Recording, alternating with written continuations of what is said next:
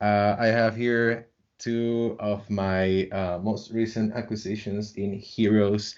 I have Elliot and Zander Weaver, filmmakers, directors of this self-produced feature film called Cosmos, which will be launched in US and worldwide on demand on November the 8th, if I'm not mistaken. They will Correct. give us more information later on. This is a sci-fi movie which these two brothers wrote, shot, and post-produced without any budget whatsoever, over a 5-year hard work. So, ladies and gentlemen, I'll give you Elliot and Xander. Wow. Hello, everybody, and thank you, Frank. It's an amazing Yeah, introduction. thank you for such a great introduction. It is. Sorry we can't speak Spanish. We would love to be able to It converse with sounds you. wonderful. It does. It sounds amazing. Wonderful. Don't worry, I'll have it. I was just telling the listeners that I'll have it in Spanish. I'll have a Spanish version, and then I'll also publish at the same time the English version for all English speakers or people that can listen in the original Oh, version. wow. So Amazing. we'll have that. So again, first and foremost, as we were talking first or before the recording, thank you guys for taking this time in the middle of this great time for you guys. You're just almost launching it live and going worldwide with this movie. And I kind of divided this interview in three parts so that we can cover three main areas that I wanted to discuss with you guys. Mainly the project, like the overalls of the project, the screenplay writing, as I talked to you guys before. This is a podcast dedicated to creative writing. And so I wanted to get deeper in that portion and then the creative process in itself. And so I'll just start with the overall project. This just, I mean, probably the most common question you've had so far is, why in the world did you do this? How did this project begin, and why doing this and why doing it this way? I would say the person that has asked us the question that most is ourselves. Like, why are we doing this to ourselves? Yeah, well, the project came about because immediately after I left high school, I left Elliot is just under 3 years older than me, so he left before How me. old are And you guys? I'm 28, that's Xander, and Elliot is I'm 31. 31. There you go.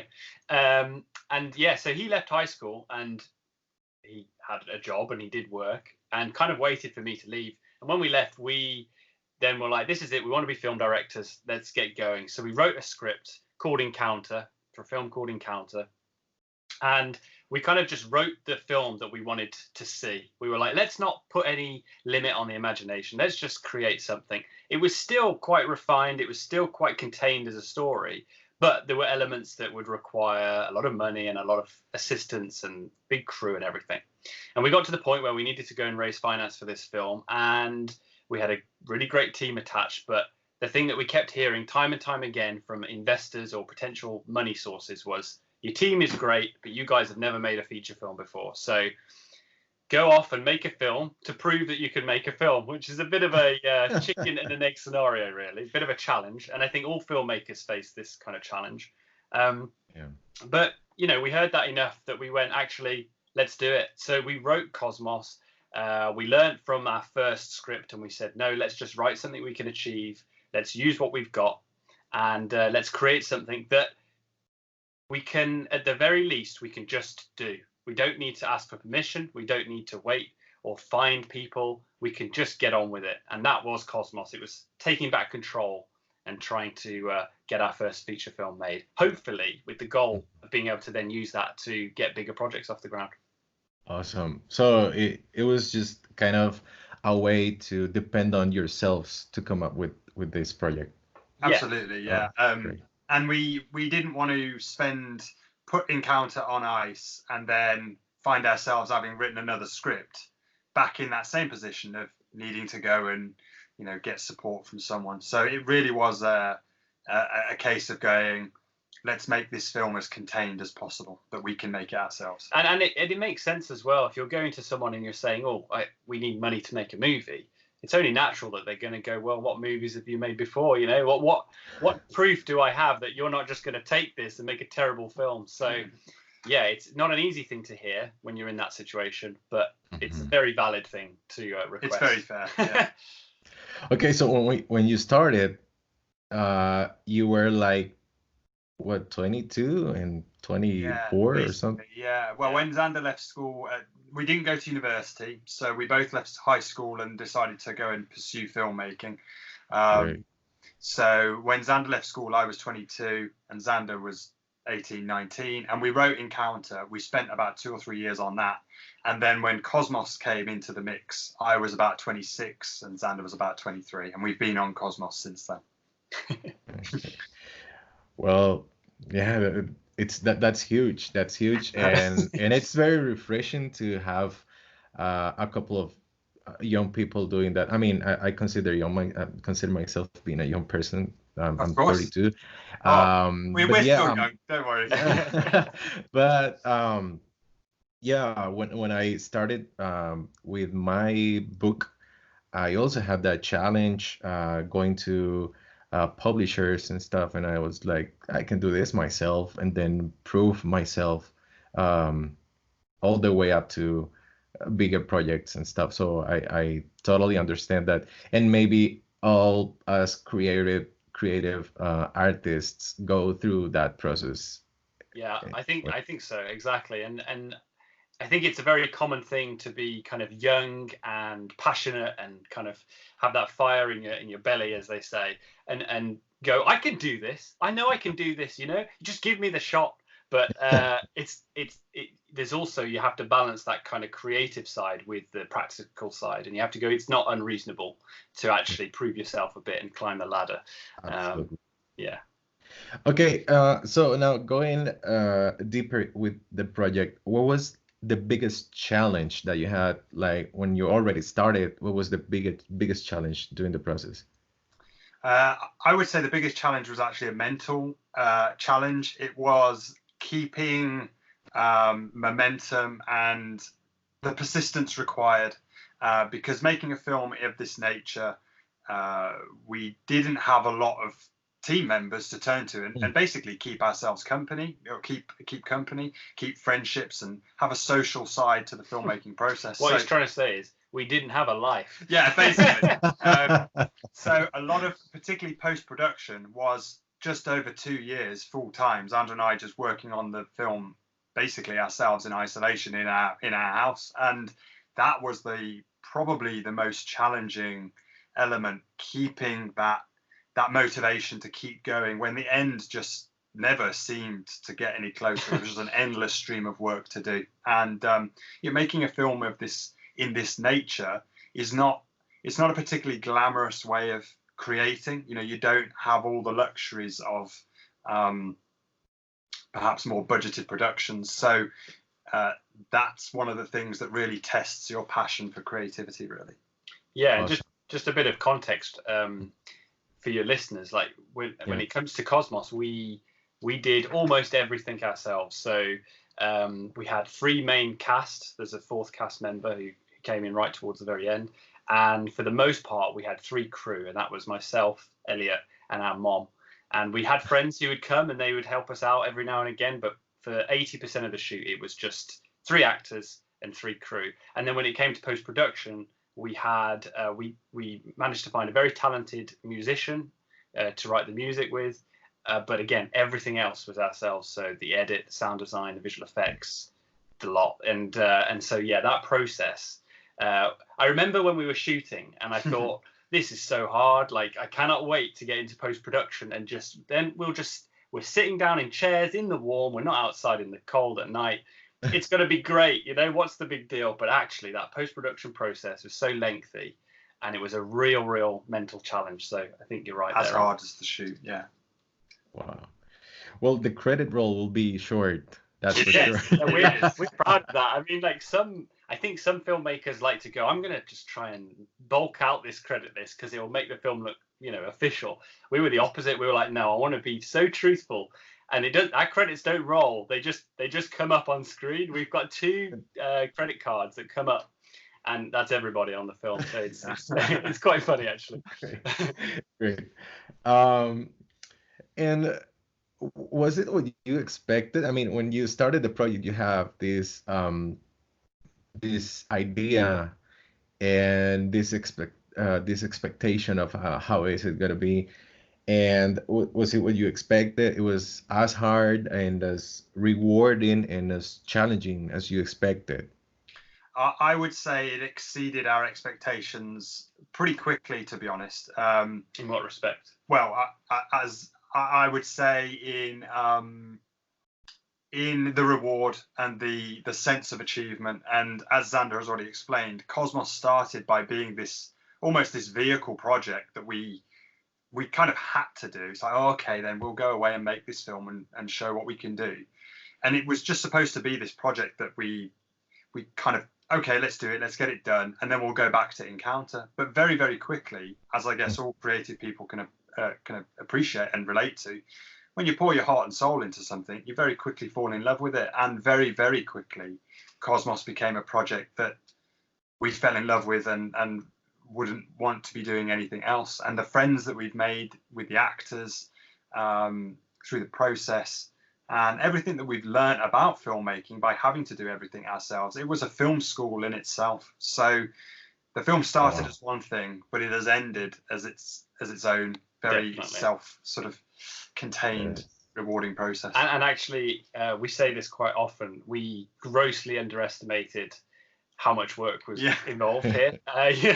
We thought we'd be able to bash this out in like a year or two. And when we first approached the actors, we were looking for 10 days with them. It ended up being 55 days. So that whole process, it was a process of kind of fooling yourself into thinking you can handle it. I remember seeing an interview with Peter Jackson, and he said, like, all filmmakers, and I think all creatives actually, need some degree of like naivety in order to take that step and then just keep going. Because if you knew what was ahead of you and all the time and all the effort, you wouldn't do it. Exactly. Yeah. Yeah, but that's so inspiring. And that actually, I was thinking about that. This project actually becomes like a filmmaking school in itself. I actually was thinking of that, and because I mean, like if you're a chef, you have to start washing the dishes, and now you have tons of experience that maybe not all directors have, and that will end up being even more rewarding down the road. So congratulations. Yeah. Thank you very much. I mean, you often see interviews. I remember sitting on YouTube watching interviews with directors like Steven Spielberg and James Cameron and Peter Jackson, as Zander said, like trying to find these gems of advice. Mm-hmm. And every one of them just goes, oh, my advice to young filmmakers is make a film. And you're like, can't you give me something else? But now through that journey, we get it. It's like, wow, you learn so much. It's amazing. And sometimes we do talk to other filmmakers and they say, what would your advice be? And we say, well, follow the advice of the Spielbergs of this world. That's all we did, and just get out and make a film. Yeah. Okay, and same for writing, and that's the number one advice you will always hear when you're a writer. Go and write a book, write a story. And so let's move on to the screenplay writing.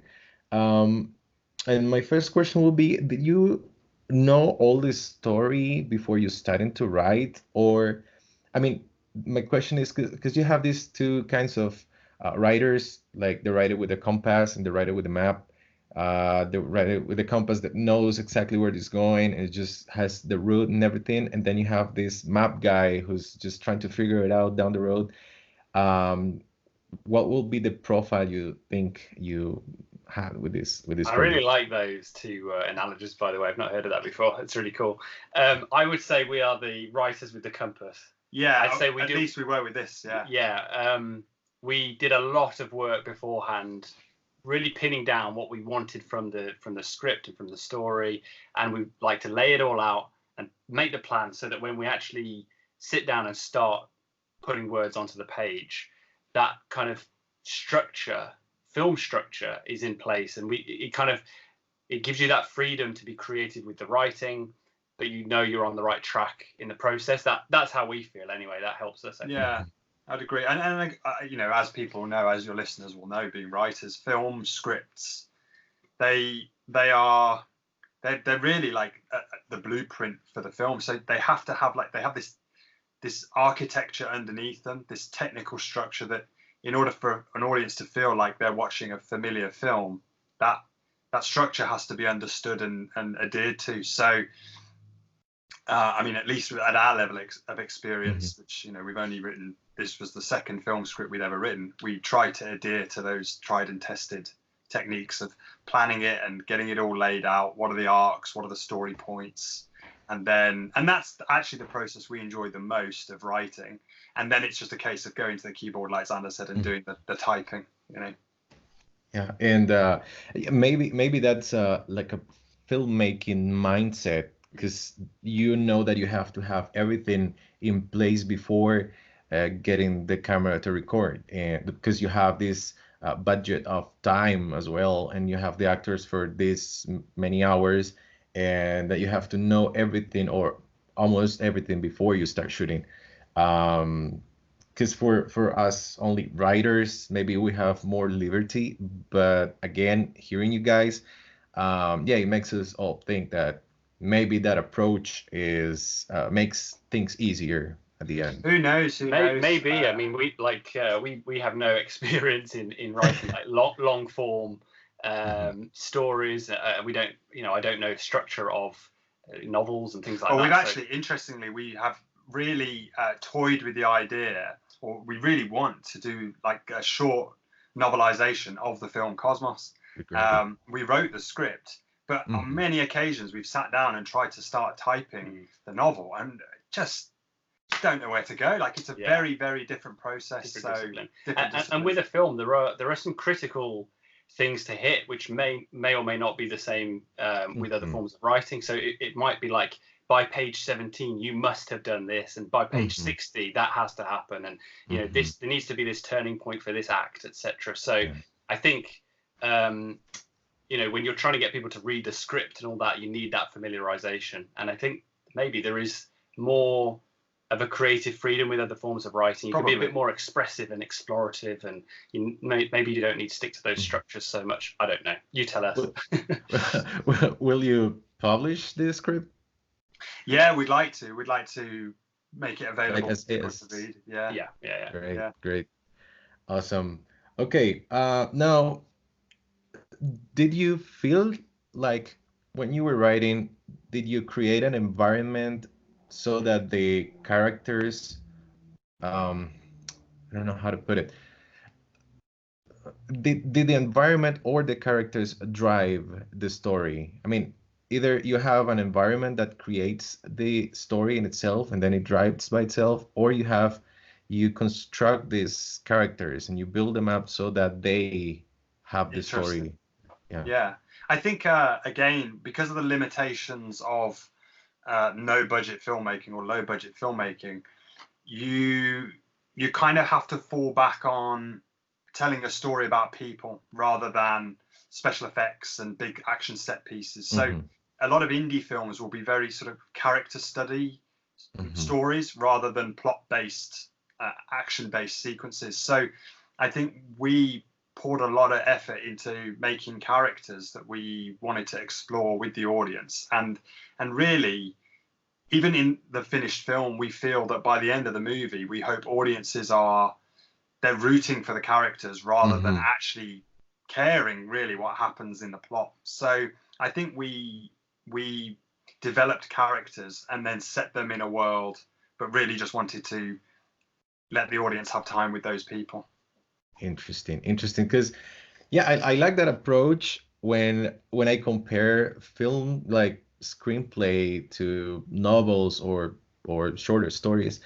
And yes, you normally get more you normally are more compelled with these character driven stories. So that's very interesting. It's an interesting medium really, where it all kind of, you unless you have, for example, a voiceover track where you can get in the minds of a character on film, most of your interaction with a character when watching a movie is you learn most about them by seeing how they behave, because you can't hear their thoughts, and also, as we know, people don't always say what they mean and stuff. So it is quite an observational art form. So when you're writing, filmmaking, scriptwriters are encouraged to write behavior rather than write thoughts and stuff. So okay, and that takes me to the next question.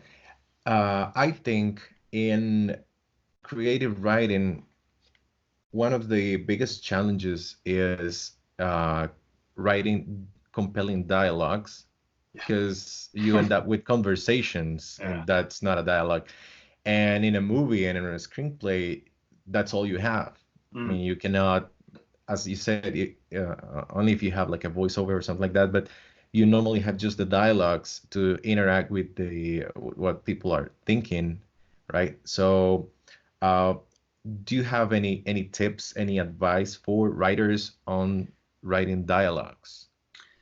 That's a tough one, really. I think it's the hardest part of writing. Yeah, isn't it? I think you're right. And again, we're not that experienced with writing. Like, we're very proud of our script, and we think it's good, but that's for other people to decide, really. But yeah, I think we're quite lucky because we have each other when we're writing, so we can bounce ideas off each other in a way that if you're writing in isolation, you can't necessarily do that. So we'll quite often we'd sit there and we'd actually kind of talk out the scene and go, what kind of things might they say? What would you be compelled to say in that moment if you were driven by these motives, and so forth? And from that, sometimes we even recorded, like on a phone or something, that conversation where we pluck out some kind of convincing, authentic sounding dialogue. But again, the dialogue, definitely in film anyway, it's critical. It's like, there are these rules with screenwriting, and they just go, if it's not pushing the story forward, if it's not kind of fulfilling this purpose in this scene, then it shouldn't be there. And that's quite hard, actually. It makes the whole thing really challenging. And you have to keep it lean, don't you? Because you do. That you can obviously always delete scenes, but then if you think about it, on any scale of movie, whether it's no budget or $1 million movies, it's still money. If you've spent time writing a scene and everyone's there and all the costumes and props are made and the actors are there, and then in the edit you just go, forget it. You've just wasted a load of money. So getting it lean and to the point in the script stage is really hard. But again, like Zander said, movie dialogue, nobody talks in real life how people talk in movies. No, that's true. You kind of learn a pattern as well. If you watch enough movies, you start to kind of be able to almost talk how people talk in the movies. So and I think obviously that discipline exists in other forms of writing as well. So it's not unique to film, but also, again, so you'll read a book sometimes and you can kind of enjoy a dialogue and interaction that can last longer. You can really learn a lot from spending time with the character. And in film, it's such a short period of time. It's so compact, and there are these limitations, which can be a good thing, I suppose. That was a good piece of advice. Record the dialogue and see how it sounds. And that I have never tried. And cool. Definitely. Give it a go. Okay, so my last question in this part would be, how much of your own story is represented in this script, in these characters, in the story? I mean, these no renowned scientists who just discovered something, and then they have to come up with an idea how to deal with it. And then you have these two brothers, filmmakers, that are not renowned yet, and then they have this big project in their hands. So how much of that is represented? This is a really interesting thing, actually, because when we wrote the film, it kind of just came out of us, and it flowed, and it came to us quite naturally. And actually, through the process of making it, we've come to realize that there are actually a lot of similarities with ourselves, our own stories, and what's going on here. So the film deals quite heavily. It focuses around like male friendship. Like it's all about like the core of the character plot is all about male friendship and male interaction and kind of positive male role models, positive figures, and we've, I mean, you put this best really, but you know, across the course of making this film, we lost our dad, sadly. He was ill, and we lost him just before we started filming.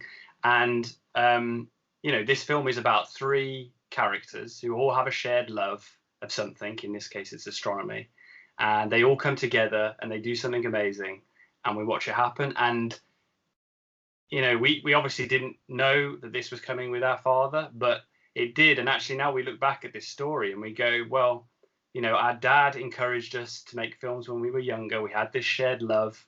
We did this together. And it was always our dream, actually, to come together and make a movie kind of as a family. And there are similarities there with that story. And they're quite profound for us, actually. We didn't write it like that, but it's come to mean that for us. And it's a. We also share. We're very close brothers as well. So we think we often accredit filmmaking to keeping us close, because when we were teenagers and we made movies at high school and stuff, if we hadn't had films keeping us together at the weekends or the summer holidays, we probably would have had our own hobbies and gone our separate ways. And as a result, we've got a very tight bond with each other. And we've also developed a brotherhood with the 3 other blokes, in fact, the 4 other guys as well, who are in the movie. We've become like a group of brothers, and the film is about brotherhood. It's about it. In reality, men do have very deep and loving relationships with one another, caring for each other, seeing each other happy. But in the movies, that's sometimes maybe only expressed with soldiers in combat, or, you know, buddy movies. But in reality, men love each other and have strong bonds. So I think there's actually a lot of us in this movie that we didn't realize at the time, but through the process of making of it, it's become apparent. Yeah, and people who've seen the film have actually said, like, it's quite refreshing to just see quite realistic male figures, actually, to see, like, you know, these, without giving too much away, there are 3 characters in this film, and the film starts, and they're like with every film and every story, there are issues there with the characters. There's conflict, and that needs to be explored and resolved through the film. And people who have seen it have said it's just really quite nice to see people caring for each other, you know, just in a very kind of honest way. They're not macho men, they're not action heroes, they're not superheroes, they're just normal men. And it's quite nice to be able to deliver that, actually. Right. Very interesting and heartwarming. And it's also a very interesting subtext to the story. So yeah, I'm looking forward to seeing it. Cool. Thank you very much. Thank you. Okay, so let's jump into the creative process. Also, talking about you taking pieces of your personal experience when you discovered that this was becoming some sort of reflection in some way, and but then you also have inspiration from others, and then you also you always have this dichotomy, right? This inspiration from versus originality. And so how much inspiration is enough, or how do you deal with that? Because you have your figures, you have your heroes, and you take from that, because there's no such thing as 100% originality. Absolutely, right? But how do you deal with that, and how much is that reflected in the movie? These are really good questions. Great questions. Yeah. I'm sorry. No, really good. It's like you're making us think here. I think we are very heavily inspired by. We fell in love with the movies when we were just boys, and we fell in love with filmmaking when we were just kids. And we think that depending on the era of your life which you fall in love with a creative process, maybe it's music or film or whatever, the things that are influencing you at that time shape your identity as a creative. So, you know, if you're listening to rock and roll music in your teens and you pick up a guitar, that's going to influence the kind of music you like.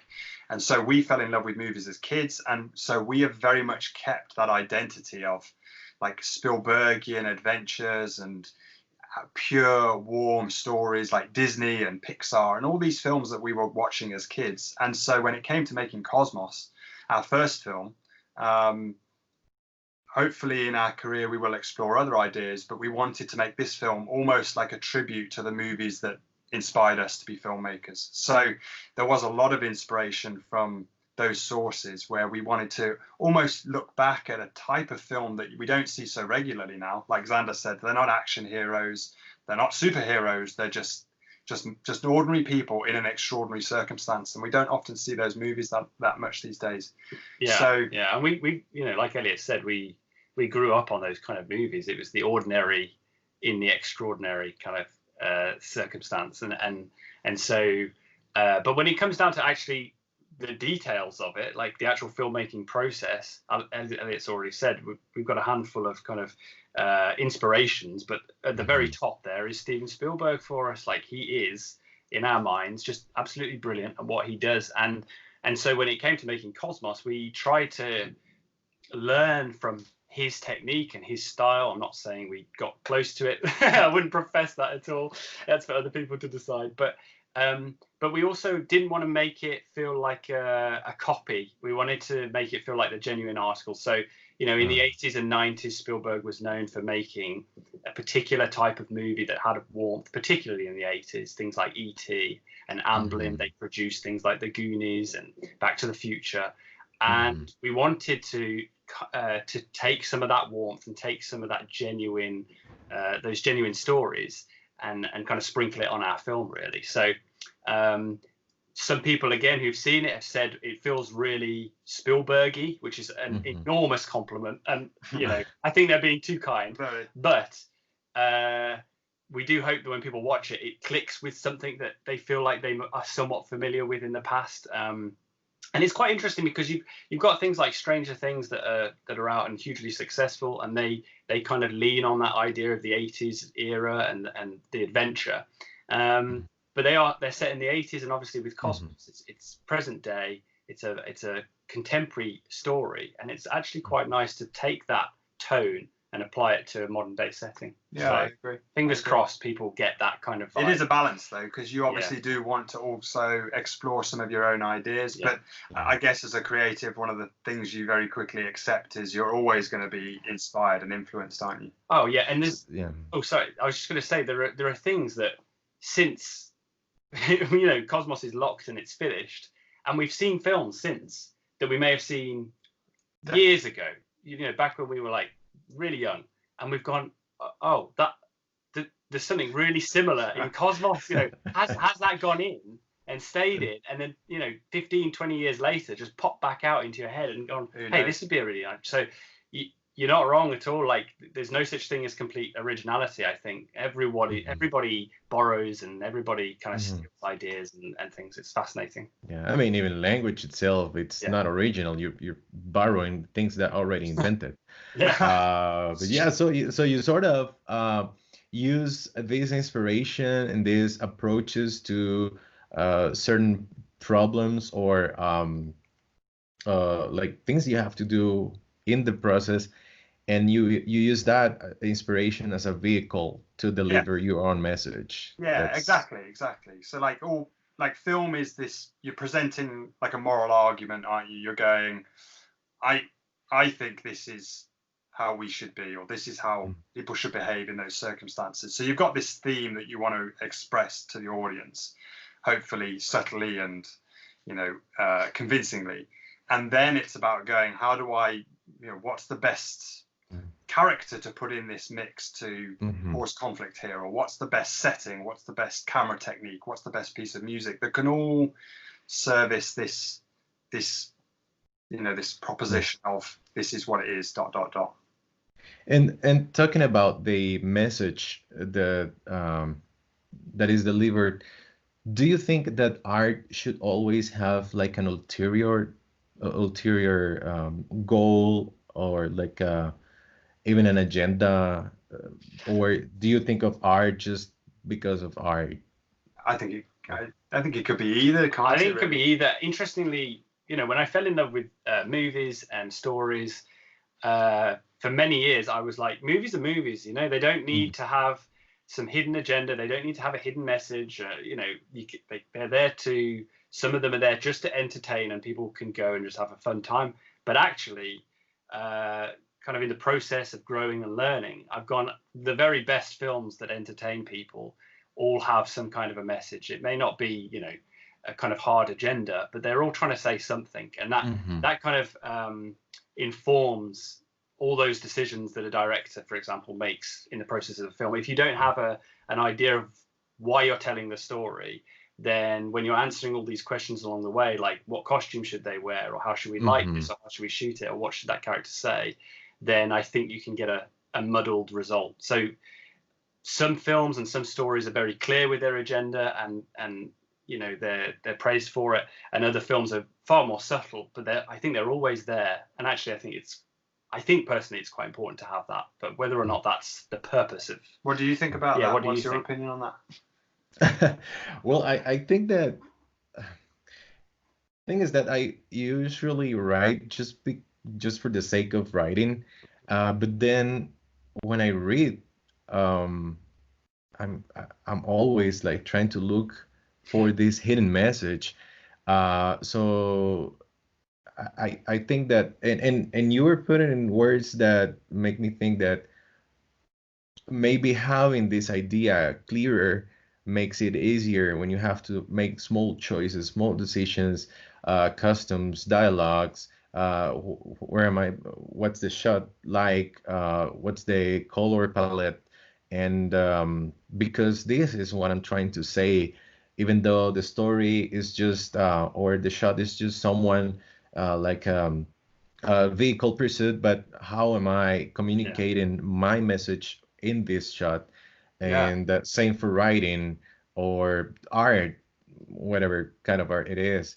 If I have cleared this message that I'm trying to communicate, it makes it easier for me to decide what colors to use, what materials to use, and everything. So yeah, I think so. And I think it's not, you know, it's not like those decisions, those individual decisions will necessarily mean anything to an audience or a reader. It's not like someone's going to go, oh, he's trying to say that with that. But they all add up, and they are so subtle and so dilute as ideas, but together I think people then walk away and they get a feeling and an overall sense of something from the sum of all things will end up communicating. Exactly. I think so. I don't know. We don't know. We're on the journey. Thing is, like, the other sort of interesting thing is sort of what you also pitched is whether artists intend it or not, they do have like a platform, and so there is this responsibility, particularly with, you know, perhaps famous artists, famous musicians.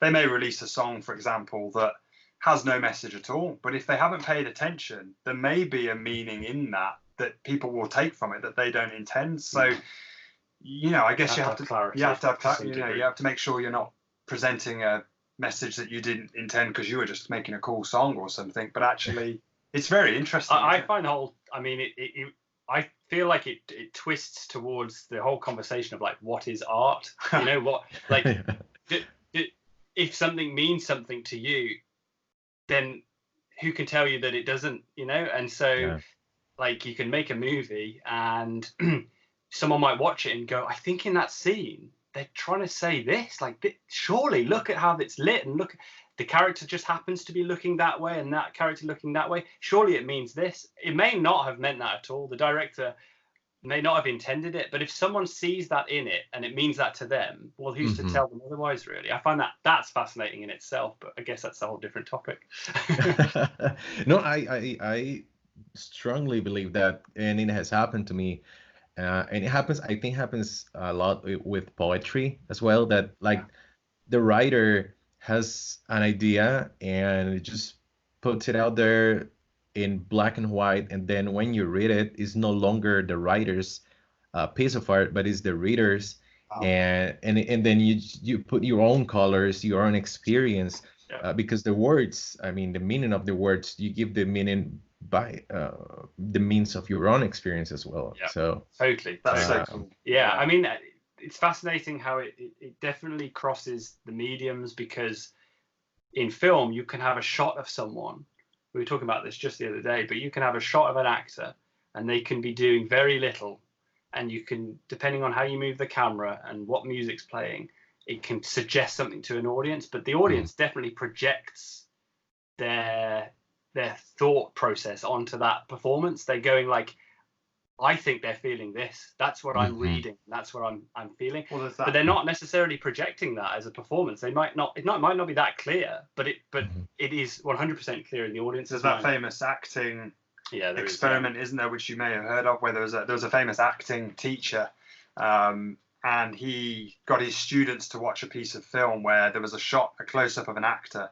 and then it cut to a shot of a cot of a baby in a crib.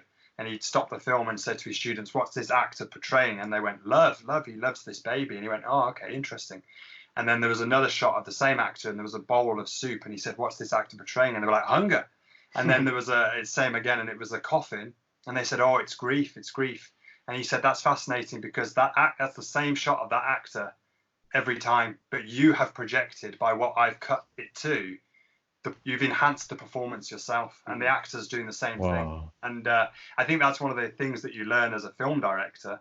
Well, trying to direct a film, like when you're with the actors, you're trying to communicate to them that they don't have to do as much as perhaps they think they would do, because when we get it in the edit and we start cutting it together, a new meaning will come to the footage that the audience will do all the work for you. It's a fascinating process, actually. You know, like if you throw in a shot of something, if you cut in a shot, let's say you're in the middle of a scene and you cut to a close-up of a glass of water, and then you cut back to the conversation, like the audience is going, "What's in the glass of water? Is it poisoned? What's the relevance of that? Why is it there?" Exactly, like why? But that glass could have sat there through the whole scene, just on the table. But if you go to a close-up, the audience is instantly going like, "There's something up here. What am I supposed to be reading into it?" Don't know how we got there, but interesting, really interesting.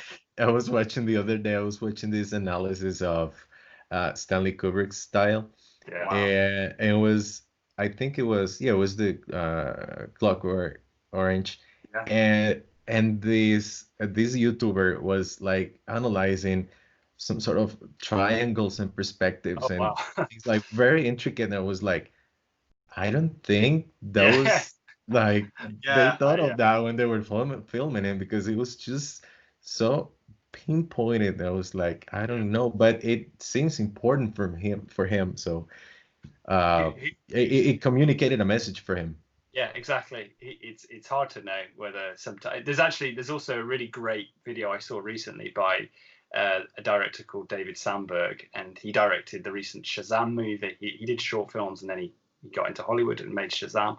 And he talked through a scene and about the practicalities of like why the actors were doing what they were doing. It was like, well, you know, that actor wasn't available on this day, so we had to have them in the other room, you know, and And he said people then on YouTube kind of like analyze the decision to not have that actor in the room on the day. And he's like, you know, oh, clearly it represents this. He's not there, and therefore, and he was just like, I'll take it because you're making me look good. But, yes, interesting process. Yeah. Okay. And I have one last question. I don't know if it's a good last question for this, but I think it's very hard for some people. When or how do you know when it's good enough? I mean, you have this, and then you cut it, and then you put it some more, and then, but when do you know it's already good enough and you can just leave it and move on? That's a great question. Another great question. Someone said, I don't know who. I think it may have been Walter Murch, maybe. I don't know. I'm not. They said a film is never finished; it's just taken away from you. Like, you know, there's a point at which the studio just goes, "Okay, you're done," because it's releasing. Like we were art students at school, and when art, it's incredibly hard to know when to stop, when to put the paintbrush down, or when to put the pencil down. Like, you can keep tinkering, you can keep adjusting, and you can actually ruin it if you keep going. So it's a real skill. I don't know. I think there's an interesting perspective, again, to talk in the world of film, which is different to maybe novels, short stories, is that, you know, during the process of coming up with the story for Cosmos, we would put music on, and you almost like project the movie in your head, and you watch it, and you can see it happening, and you can imagine the music and the visuals and the sound, and you go, okay, I think that would really work, and how about that happens, and you're kind of watching it and experiencing it, and then you're trying to document it, and you put it down and you make notes. Novels and short stories, you tell me, like, if you're writing other mediums, do you kind of almost pre-read it? Do you imagine what it would be like to experience reading the book or the story? Because like if you're making a film, you imagine the film. Yeah. Like, what's that like? How do you imagine a book? Like, I don't know. Well, the thing is that for me, at least my experience is, I do love movies a lot, and I have become this sort of mixed like screenplay / novel writer. And I mostly write short stories, actually. So I have this scene, this idea, and I kind of visualize it as if it was a movie. And then I'm thinking of how to translate that into literature, right? And yeah, and it has happened to me. Like the first in my books, I have only published one book, and I'm working on the second one. So in my book, the first story is actually, it has an ending that is absolutely unexpected, like totally unexpected. So when I was writing it, I don't even know why I started writing that story. And then I had the characters, and then I had the story developing itself. And then when I was at the end, I was like, yeah, this is the ending. And I was writing it like if someone was telling me what to write. Yeah. And I got surprised when I was writing that. I surprised myself. I was like, this is not me. I shouldn't sell this. I didn't make this. I shouldn't take money for this. And other times I have had this more clear idea, right? As we were talking, right? This kind of visualization. But then there's always, going back to the question, there's always this feeling of, should I write more? Should I cut more? Should I take more out of it? Is this enough? And I always am participating in this kind of challenges, like write a story in less than 250 words, for example. So I come up with this story, and then it's 300 words, and I have to take off of it. And then in the process of doing that, I realized that this line wasn't even necessary. And so I know that I can do better. And then I do that. But I feel that many people have this problem with creating art, that they don't know where to stop. Well, I think, and this is something we talk about somewhat regularly, because of the nature of making Cosmos with no budget. There were limitations on the story that we could tell, and I think it's very easy for creatives to go, when I have complete freedom and I can do whatever I want, that's when I'm going to be my most creative. And actually, I think that's quite inhibiting. I think sometimes you don't know where to start, what story to tell, and you don't know where to end, because you can do whatever you want. And when you take part in, like you said, in these competitions, like, tell a story in 400 words, or write something in 24 hours, or there are filmmaking competitions where you make a short film in 48 hours or whatever. Those limitations, I think, actually spur on creativity. And I think maybe contrary to the kind of logic, having restrictions forces you to really explore an idea. Like when you've got these parameters, you go, well, how can I fully explore that idea within that box? Right, it's interesting because there's an inherent limitation in cinema that only recently is being broken, like with the advent of visual effects. Only now, in the 100-year or 120-year history of cinema, only now can filmmakers and scriptwriters actually go, whatever I can imagine, I can make. And the results aren't, well, some of them are always great, let's face it.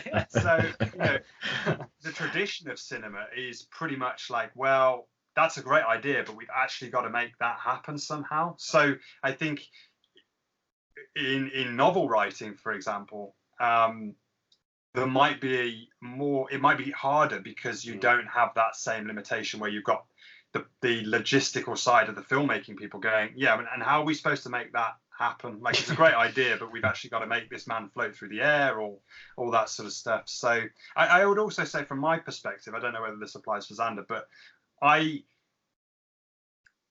think when we create, as creatives, we also, there's part of our DNA that kind of seeks approval. Like we have this, we have this desire to express something, and we want people to like it and like us. And so I think the fear of, is it good enough? Is it done? Comes from like, well, maybe people won't like it. Yeah. So I think with Cosmos, there was a very much sense of, well, that's rich. We're making this for us. This might be the only film really that we ever get to make where we've got complete control over it. And we have this motto that we kind of live by, which is, in order to make a movie that some people love, you've got to make a movie that some people hate. Some people will hate Cosmos. They'll think it's the worst film they've ever seen in their lives. And we have to square that with ourselves and be okay with it. And then you just suddenly go, well, I'll make the movie I want to make. I want it like this. I want the music like that. And I want it to be this long. I mean, it's 128 minutes long, which is long for an independent movie. That's sort of a standard Hollywood movie length. People have said, oh, it's too long. It needs to be 90 minutes. And we've said to them, but I've got a 128-minute story. And I can't tell a 128-minute story in 90 minutes. The one thing, you can't cut plot, so you have to cut character. And I love the characters. If I cut the characters, why are we even watching this movie? So I think it just then comes down to, like, if you're happy with it, then you can stop and let it go. And if some people don't like it, well, then that's okay. You like it, then you've done your bit. That's great. And that's great advice for our listeners. Guys, thank you. I mean, I just I enjoyed this time a lot, and I've learned a lot. Well, we've learned. Yeah. And I hope that the listeners as well. And I'll just let you talk to our listeners and just invite them to join the Cosmos team. This will probably launch. It will take me some time to have the Spanish version, but I'll try to cut this last part and have a Spanish version so that I can publish at least this as a teaser, and then have you guys invite people to watch the movie. So I'll let you do it.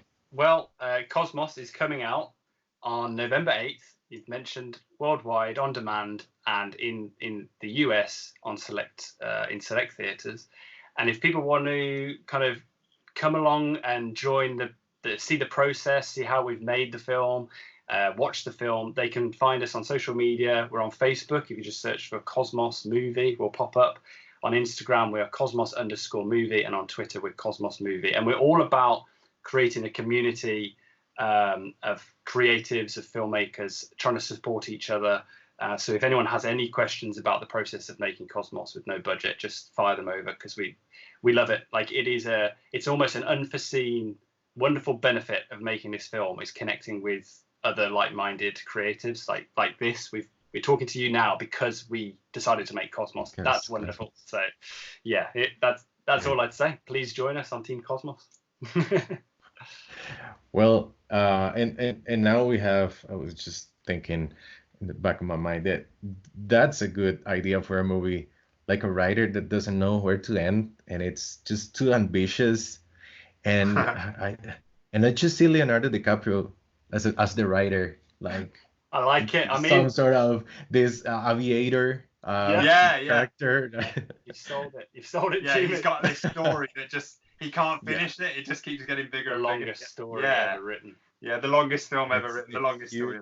Book, and he can't stop. Oh, I like it. It's a good idea. Why can't he stop? Consumed with an obsession to find the end of the story, but that's interesting. Great idea. Good idea. You should write it. You should. Let's do it. I'll write the outline and but by the time I have it done, you'll be probably just too famous. I don't think so. Unreachable. Guys, thank you, and thank you for being so humble and taking the time to let us know your ideas and your insight, and just sharing with us your process and your experience with this Cosmos movie. I hope that it exceeds expectations, and it takes you to the next level. And I hope all the best for you guys. Thank you very, very much.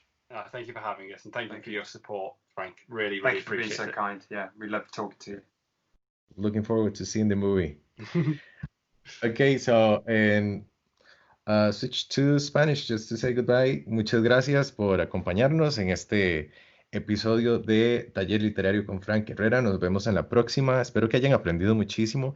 Si les gustó este episodio, pueden dejarnos sus comentarios, compartirlo con sus amigos y suscribirse a el canal de podcast de su preferencia. Muchísimas gracias y nos vemos en la próxima. Chao.